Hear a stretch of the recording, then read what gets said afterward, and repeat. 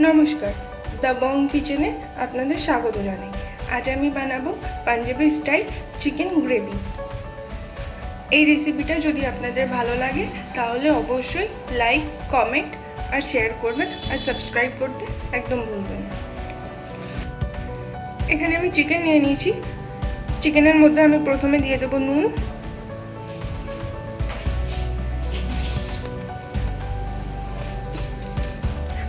আর এর মধ্যে দিয়ে দেবো হলুদ গুঁড়ো, আর এর মধ্যে দিয়ে দেবো আমি লঙ্কা গুঁড়ো, আর দিয়ে দেবো এর মধ্যে ফেটানো টক দই।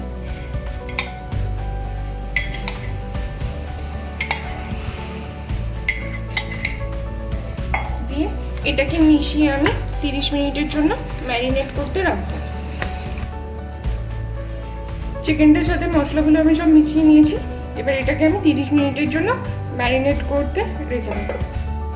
প্রথমে আমি কড়াইতে সাদা তেল গরম করে নিয়েছি। এবার এর মধ্যে দিয়ে দেবো আমি একটা তেজপাতা, গোটা গরম মশলা, শুকনো লঙ্কা ফোড়ন।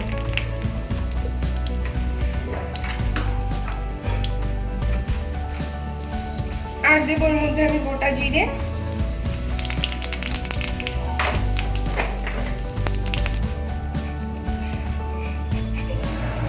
আর দিয়ে দেবো এর মধ্যে আমি মৌরি ফোড়ন, আর এর মধ্যে দিয়ে দেবো আমি কুচি করে রাখা পেঁয়াজ। পেঁয়াজটাকে এবার একটু ভাজবো। আর এর মধ্যে দিয়ে দেবো আমি সামান্য নুন,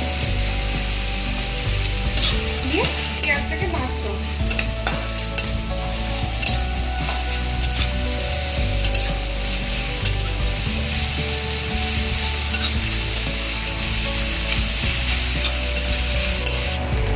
পেঁয়াজটা আমি 2 মিনিট মতো ফ্রাই করে নিয়েছি।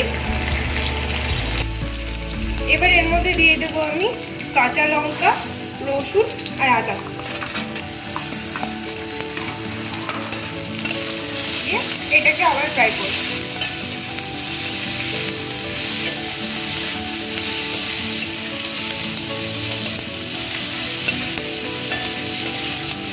এগুলো ফ্রাই করে আমি তুলে নিয়েছি। এবার এটাকে ঠান্ডা করে এটা একটা পেস্ট বানিয়ে নেব।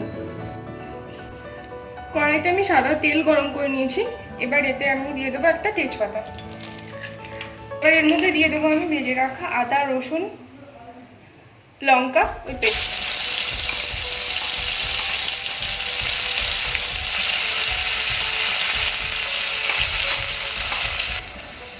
আর এর মধ্যে দিয়ে দেবো আমি টমেটো পেস্ট। দিয়ে ভালো করে মিশিয়ে নেব। আর এর মধ্যে দিয়ে দেবো আমি কাশ্মীরি রেড চিলি পাউডার।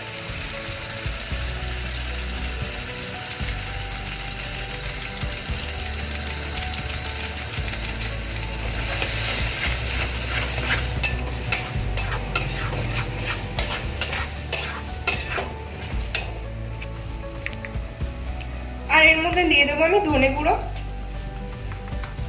জিরে গুঁড়ো, আর দিয়ে দেবো এর মধ্যে আমি জায়ফল, জয়িত্র গুঁড়ো।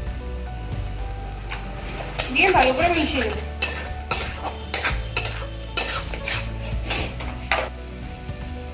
আর এর মধ্যে দিয়ে দেবো আমি সামান্য চিনি। দিয়ে ভালো করে মিশিয়ে নেব।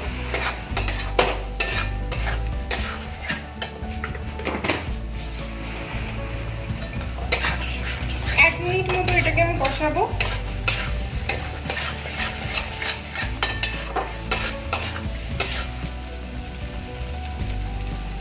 এবার এর মধ্যে দিয়ে দেবো আমি ম্যারিনেট করা চিকেনটা।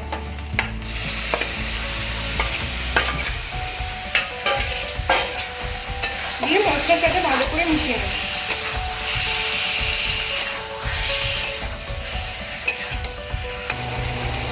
আর এর মধ্যে দিয়ে দেবো আমি স্বাদ অনুযায়ী নুন। দিয়ে মশলার সাথে আবার মিশিয়ে নেব।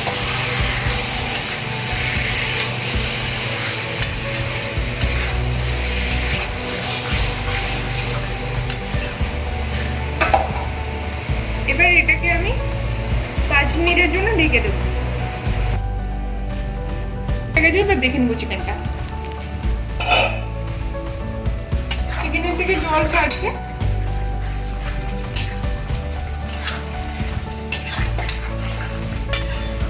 এবার এর মধ্যে দিয়ে দেবো আমি জল, এটা মশলা ধোয়া জলটা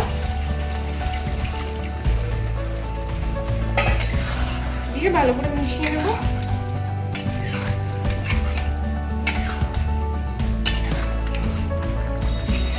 এটাকে এবার আমি সিদ্ধ হওয়া পর্যন্ত ঢেকে রাখবো। 15 মিনিট হয়ে গেছে, এবার চিকেনটা দেখে নেবো। চিকেনটা আমার সিদ্ধ হয়ে গেছে। এবার এর মধ্যে দিয়ে দেবো আমি কসুরি মেথি, দিয়ে ভালো করে মিশিয়ে নিয়ে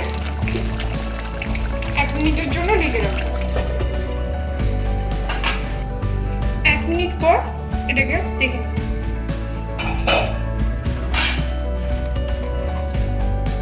এবার এটা আমি নামিয়ে নেব।